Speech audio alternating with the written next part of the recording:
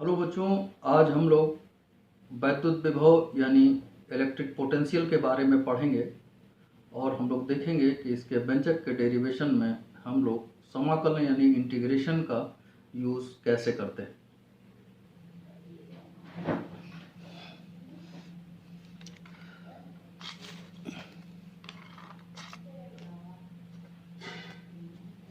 वैद्युत विभव electric potential. तो हम जानते हैं कि आवेश एक बेजान चीज़ होती है और कोई भी बेजान चीज़ अपने आप एक जगह से दूसरी जगह नहीं जाती, उसे ले जाने में हमें कार्य करना पड़ता है। तो एकांक धनावेश को अनंत से वैद्युत क्षेत्र के किसी बिंदु तक लाने में किया गया कार्य उस बिंदु पर वैद्युत विभव कहलाता है।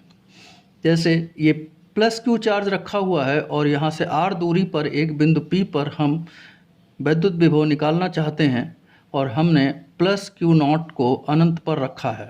तो अनंत से इस बिंदु तक लाने में जो कार्य हमें करना पड़ेगा, अगर हम उसे आवेश की मात्रा यानी क्यू नॉट से डिवाइड करें तो हमें उस बिंदु पर वैद्युत विभव प्राप्त हो जाता है। यानी V बराबर P पर वैद्युत विभव, और ये हो जाएगा प्लस क्यू नॉट को अनंत से उस बिंदु तक लाने में किया गया कार्य अपान क्यू नॉट यानी आवेश का मान।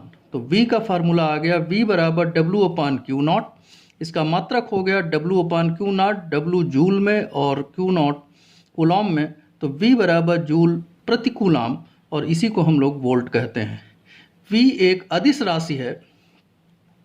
जैसे ऊष्मा उच्च ताप से निम्न ताप की ओर प्रवाहित होती है, उसी प्रकार धनावेश उच्च विभव से निम्न विभव की ओर और ऋणावेश निम्न से उच्च विभव की ओर प्रवाहित होता है। इसका मतलब अगर हम किसी आवेश को एक जगह से दूसरी जगह ले जाना चाहते हैं तो दोनों बिंदुओं के बीच विभव में अंतर होना चाहिए। एक बिंदु उच्च विभव पर और एक बिंदु निम्न विभव पर होना चाहिए। और पृथ्वी का विभव ये शून्य होता है। अब हम लोग पढ़ेंगे विभवांतर यानी पोटेंशियल डिफरेंस।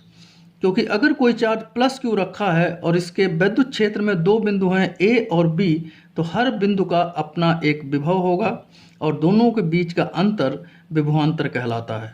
तो अगर A पर वैद्युत विभव VA और B पर VB है तो VA माइनस BB बराबर डेल्टा V, यानी बिंदु A और B के बीच विभवांतर, और ये हो जाएगा WBA अपान क्यू नॉट, जहाँ पे WBA है प्लस क्यू नॉट को B से A तक ले जाने में किया गया कार्य बटे आवेश का मान। तो ये हो गया डेल्टा V बराबर W अपान क्यू, और यहाँ से हम W निकाल सकते हैं यानी किए गए कार्य की गणना कर सकते हैं। W बराबर Q इंटू डेल्टा V। अब हम इस पर एक न्यूमेरिकल करेंगे कि 10 कूलॉम आवेश को 50 वोल्ट के विभवांतर पर त्वरित करने पर किए गए कार्य की गणना करो।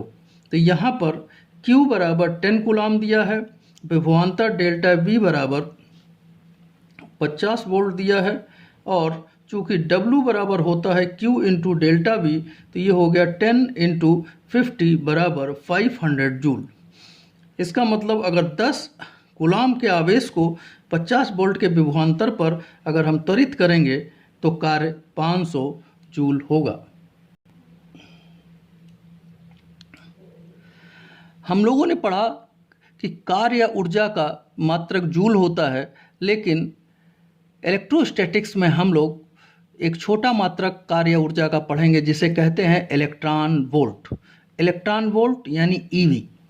1 इलेक्ट्रॉन वोल्ट वह गतिज ऊर्जा है जो कि एक इलेक्ट्रॉन को 1 वोल्ट विभवांतर पर त्वरित होने पर अर्जित करता है।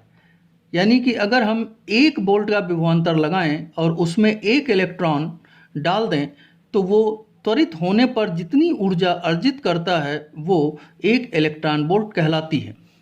अगर हम 1 इलेक्ट्रॉन वोल्ट को जूल में बदलना चाहें तो हमें यहाँ पर केवल E का मान रखना पड़ेगा, और हम जानते हैं E बराबर होता है 1.6 इंटू 10 की पावर माइनस 19 कूलॉम।